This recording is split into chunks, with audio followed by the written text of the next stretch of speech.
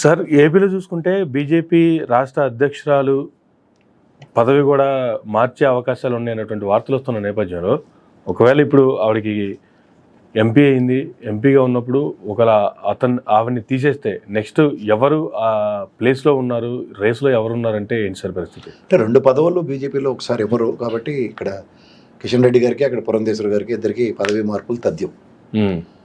So ఇక్కడ ఈటెల రాజేందర్ గారితో పాటు చాలామంది రేస్లో ఉన్నారు. బీసీ కార్డు ఓపెన్ చేశారు first time BJP. Etela Rajender గారు ఉన్నప్పుడు అక్కడ పాత ఎమ్మెల్సీ మైసిడబ్ల్యూ జూనియర్ ఉన్నారు, ఆయన మాధవ్ గారు. అలాగే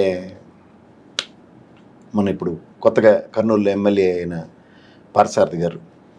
అండ్ మా యోధుడు, మా ఉత్తరాంధ్ర ముద్దుబిడ్డ, ఉత్తరాంధ్రకి వెన్న తీసుకొస్తున్న మా శల్పతిరావు గారి తర్వాత ఆర్ఎస్ఎస్ బ్యాక్గ్రౌండ్ అండ్ బీజేపీ ఒక కన్న తల్లిలాడిదని ఆర్ఎన్ఎస్లో బీజేపీ కోసం త్యాగాలు చేశాడు, పోరాటాలు చేశాడు.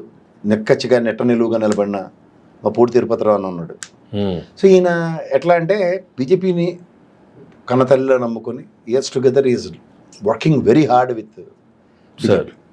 అండ్ ఆయన ప్రతిభా పాఠవాలు ఉత్తరాంధ్రలో ఇవాళ ఆయన గళంతో కూడా ఒక అధికార ప్రతినిధి స్థాయిలో ఆయన బీజేపీ పార్టీకి ఒక విధంగా భుజం ఇస్తున్న విధానాల్ని ఖచ్చితంగా ఎండగట్టే మనస్తత్వం, 10 మందిని కలుపుగోలుగా అంటే 10 మందితో తల్లో నాలుగులా ఉన్న విధానం అండ్ అతని స్థాయిలో అతను చేస్తున్న విశిష్టమైన కృషికి చాలా అవకాశాలు ఉన్నాయి.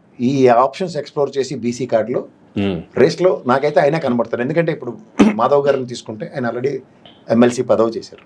ఇప్పుడు పార్థసారథి గారు అయితే ఆల్రెడీ సిట్టింగ్ ఎమ్మెల్యే. ఇంకా మిగిలిన ఆప్షన్లో నాకు తెలిసి తిరుపతిరావు గారు త్యాగాలకి గుర్తింపుగా, అంటే సోమవీర్రాజు గారి తర్వాత పార్టీ కోసం నెక్కచ్చిగా పార్టీని నమ్ముకున్న కొంతమందిని, అంటే ఈ పారాచూట్ బ్యాచ్ గారు కాకుండా పార్టీ కోసం అంకిత భావంతో పనిచేసే వాళ్ళకి సముచిత స్థానం, గుర్తింపు. అంటే ఆయన కేంద్ర ప్రభుత్వంలో ఉన్న చాలా మంది పెద్దవాళ్ళతో కూడా ఆర్ఎస్ఎస్ బ్యాక్గ్రౌండ్ త్రూగా ఆయన అత్యంత సన్నిహిత సంబంధాలు అండ్ ముఖ్యంగా దేశవ్యాప్తమైన సభల్లో ప్రతిసారి ఆయన తల్లో నాలికల పార్టిసిపేషన్, ఆయన కంట్రిబ్యూషన్స్. సో వీటిలన్నిటిలో నుంచి ముఖ్యంగా కలుపుగోలుతనం అనేది చాలా ఇంపార్టెంట్. అండ్ తర్వాత సంయమనం పాటించడం. ఇప్పుడు ప్రధానికి వాళ్ళు కూటమి ప్రభుత్వంలో ఉన్నారు, పొత్తు ధర్మానికి కట్టుబడి ఒక మాట అనాలా అనకూడదా, ఆయన అసలు న్యాయంగా చెప్పాలంటే నెక్కచ్చైనా నిజాయితీ పరుడు, ఈల్డ్ అవ్వడం, ఉన్న మాట ఉన్నట్టుగానే చెప్తాడు. కానీ పొత్తు ధర్మాన్ని వీటిలన్నిటికీ కట్టుబడి పార్టీ సిద్ధాంతాలని భుజానికి వేసుకుని ముందుకెళ్తున్న అహర్నిశలు పార్టీ కోసం పరితపిస్తున్న ఒక గొప్ప వ్యక్తి నేను చూస్తున్నా. ఎందుకంటే పార్టీ పరంగా నేను been working with all the people in my political డిబేట్స్లో వాటిలోను. నాకు వ్యక్తిగతంగా పార్థసారథి గారు తెలుసు, మాధవ్ గారు తెలుసు, అండ్ తిరుపతిరావు గారు కూడా తెలుసు. అంటే నేను అంటుంది ఏంటంటే ఇప్పుడు ఆప్షన్స్ ఎక్స్ప్లోర్ అవుతున్నప్పుడు ఇక్కడ ఈటెల రాజేందర్ గారు is one of the option for BC contributor and he's there sitting ఎంపీగా కూడా. అండ్ ఆయన ఈ తెలంగాణ ఉద్యమ పోరాటాలు వీటిలన్నింటిలోనూ ఈ నేపథ్యంలో అతి దగ్గరలో అధ్యక్ష పదవికి వెన్న తేబోతున్నాడు అన్నది తెలంగాణలో ఉంది. ద సేమ్ సినారియో అక్కడ బీసీ ఆప్షన్ ఎక్స్ప్లోర్ అయితే నాకు ఎందుకో ఓ నిలువెత్తు మనిషి పూడి తిరుపతిరావు గారే కనబడుతున్నారు.